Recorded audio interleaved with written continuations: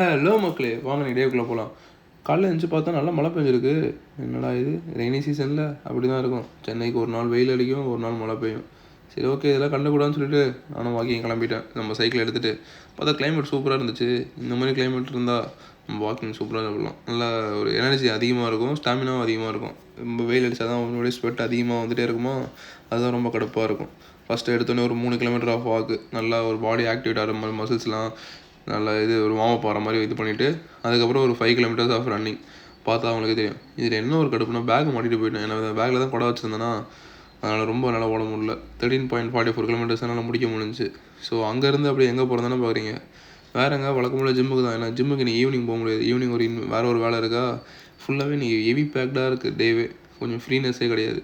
சரி, ஓகே, அதனால் ஜிம்முக்கு போயிட்டு கரெக்டாக ஒரு ஷோல்டர் ஒர்க் அவுட் போடலான்னு சொல்லிட்டு ஃபஸ்ட்டு ஜிம்முக்கு போய்ட்டு வார்ம் அப்லாம் முடிச்சுட்டு ஒரு ஃபஸ்ட்டு எடுத்தோடனே வார்பிளில் ஒரு 3 செட்ஸு 15, 12, 10 அதை முடிச்சுட்டு அங்கேருந்து தம்பிள்ஸில் ஒரு 3 செட்டு 15, 12, 10 இதையும் முடிச்சுட்டு அப்படி அர்னால்ட் ப்ளஸ் நல்லாவே ரியல் டெட்லாம் உங்களுக்கு ஆக்டிவேட் ஆகும். ஏன் அர்னால்ட் ப்ளஸ் போடுறோன்னா, அது நீங்கள் ரொட்டேட் பண்ணும்போது உங்கள் காஃப் மசில்ஸ் எல்லாமே இதாகும். ஸோ அது ஒரு நல்ல ஒரு கூட இருக்கும். நீங்கள் ட்ரை பண்ணி பாருங்கள். அதுக்கப்புறம் லேட்ரல் ரேஸ்லேயும் ஒரு 3 செட்ஸ். லேட்ரல் ரேஸ் முடிச்சுட்டு அப்படியே நான் ஒரு கண்டிஷன் செக் பார்க்க மறந்துட்டேன்.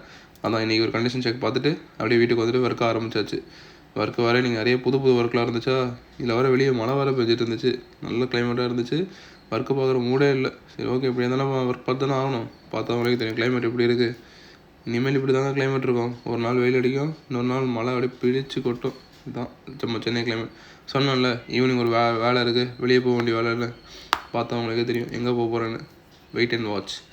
நானும் சரி, மழை இல்லை, ரெயின்கோட் போட்டு போவோம் அப்படின்னு சேஃப்டி தான் போனேன். ஆனால் பார்த்தா மழை பிரித்து எடுத்துருச்சுங்க. ஃபஸ்ட்டு போகும்போது மழை இல்லை அவ்வளோவா. ஆனால் கொஞ்சம் தூரம் போக போக போக அந்த ஹைவேஸ்லாம் இதில் என்ன ஒரு கொடுமைனா, கண்ணாடி போட்டிருக்கிறவங்களுக்குலாம் ஃபாக் அப்படியே மழை பெஞ்சால் கண்ணு தெரியாது. கண்ணாடி எடுத்துகிட்டு ஓட்டணும்னு பார்த்தா கண்ணு தெரியாது. 2 சைடுமே நம்ம கண்ணு தெரியாது. ஒன்று கண்ணாடி போட்டால் ஃபாகு ஃபுல்லாக இதாயிரும், கண்ணாடி போடலன்னா நம்ம கண்ணு தெரியாது. அந்த மாதிரி. சரி, அப்புறம் எங்கே போகிறதானே பார்க்குறீங்க, நம்ம குருநாதர் ஊருக்கு போகிறாரு. இதுக்கப்புறம் வரும்போது தலைவர் மேரிட் பர்சனாக தான் வருவார். எல்லோரும் ஒரு கமெண்ட்டை போடுங்க, ஹாப்பி மேரிட் லைஃப் குருநாதா அப்படின்னு சொல்லிட்டு ஒரு கமெண்ட்டை போட்டுருங்க. தலைவர் நீ மேரிட், அதனால் அவர் பஸ் ஸ்டாண்டுக்கு கொண்டு விட போயிட்டேன். இது திருவண்ணாமலையில் வர எல்லோரும் நாளைக்கு சிவன் இது இல்லை. ஸோ திருவண்ணாமலைக்கு நிறைய பஸ் விட்ருந்தாங்க. அப்போ அதெல்லாம் பார்த்தா ரொம்ப கூட்டமாக இருந்துச்சு.